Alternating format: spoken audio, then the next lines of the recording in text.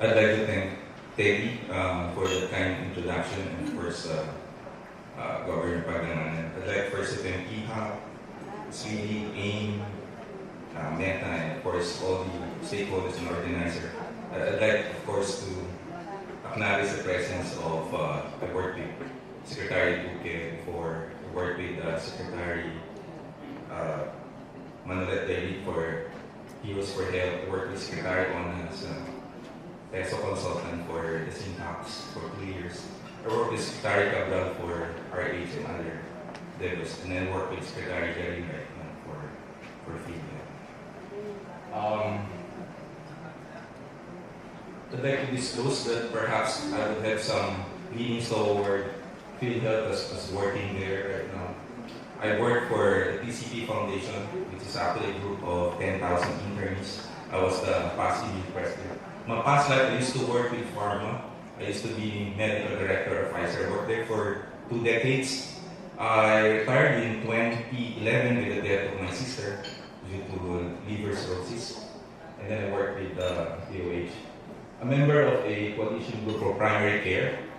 And basically my slides are reference on DOH's Field Health PCP, the Philippine Society of Internal Medicine, the economic group, and the coalition for primary care. So when I was trying to formulate right now, I would like to say, I based my advocacy on 2 books actually when I worked with the Secretary on this. That's on the book of checklist, that's by Katulga Wande. I thought as a preventive health advocate, just educate the public and you'll be okay. But the second reason why we fail is basically ineptitude. Knowledge exists but you fail to apply it correctly. And the last one is that the failure of an environment to have a culture or a blueprint. So I thought all along, until I read this particular book, The Switch by the Heat Brothers, saying that all along we thought it's about ignorance. No, it's actually redirecting the goals of a leader towards one particular cause. And the second, we thought it's all about ineptitude, when you need to motivate right now the people. But there's one common thing here, in both books. Actually, they say you need to have a blueprint or an infrastructure for change. So basically, what we're trying to do right now is to have a blueprint so that in the transition, or perhaps in the next government, we'll be able to add value to the healthcare system. So I'll give you a snapshot of the healthcare, universal healthcare, where are we now? This is, of course, the work of the current administration. We are in a crisis right now. May I say that right now, that we are actually having a crisis of healthcare. And the recommendations, basically, as I heard during the morning's discussions on primary care, and what will be the solutions for this one. And we have 5 hours for this.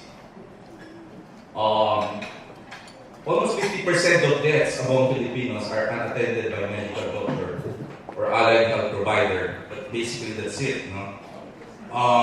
This is actually based on PRC database and Philippine Statistical Yearbook. We have 66 to 70,000 doctors. I think being the right glasses from PRC right now. We have 500,000 nurses. We have 74,000 midwives. But those employed right now in the government facility will be about 3,000. Then we have 4,500 and of course 17,000 midwives. So the ratio per 10,000 population is about 0.2 for the doctors, 0.4 for the nurses, and 1.7 for the midwives. That's about 2.3 healthcare worker per 10,000 population, when the WHO recommendation is about 24 over 10,000. Now, it is basically of the following reasons. The supply is right now at a critical low point and further threatened by maldistribution and of course by the exodus. We are the #1 exporter of nurses in the world, supplying about 25% of the world's market. We are the #2 exporters of doctors.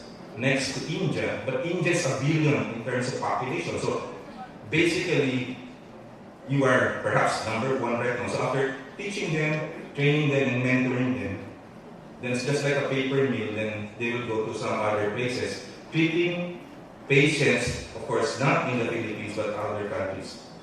But the problem here is that we will open the doors to the ASEAN market, and this might actually be threatening our country, considering they will go to a greener pasture in the next few years.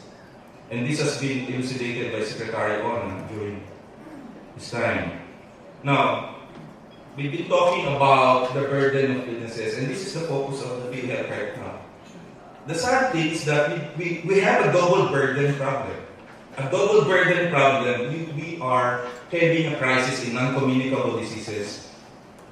300,000 deaths per year, 800 deaths per day. That's equivalent to 2 jumbo jets crashing every day, and about 30 dying every hour.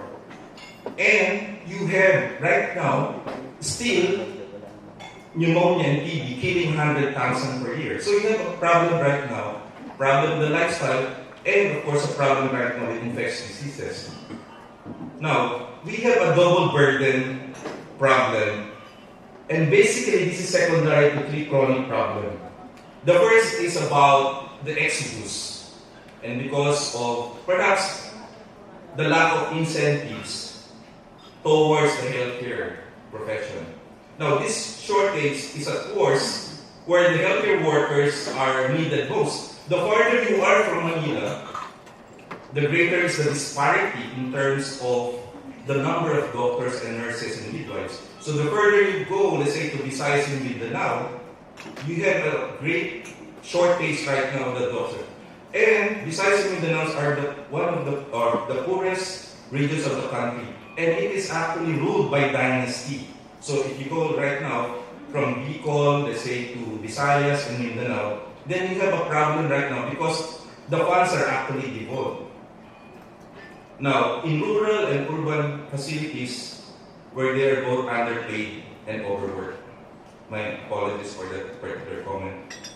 The other one is that we have a fragmented system characterized by 4 to 6 separate but overlapping healthcare programs driven by donor initiatives rather than population. I've worked with the department for such a long time. I'll be meeting, let's say, one particular group, let's say, for stroke, heart attack, and then cancer, then COPD. But there's no blueprint or a template where you can address the non-communicable diseases. And the worst, which has been discussed this morning, is that the healthcare system is so fragmented administratively, with the LGU right now placed in charge of the frontline healthcare delivery. And this is exemplified classically by the Tarlac Provincial Hospital, where hearing cases right now, where the PF split should be 70-30, when it is given right now 98-2. It's happening in some areas, across many areas in the country right now. So this is the sad thing about the double burden problem. Now, during the inaugural address of the President in 2010 in Luneta, Manila Doctors is very close to, I heard, that it is known as provision to every Filipino of the highest quality of healthcare that is accessible, efficient, distributed, adequately funded.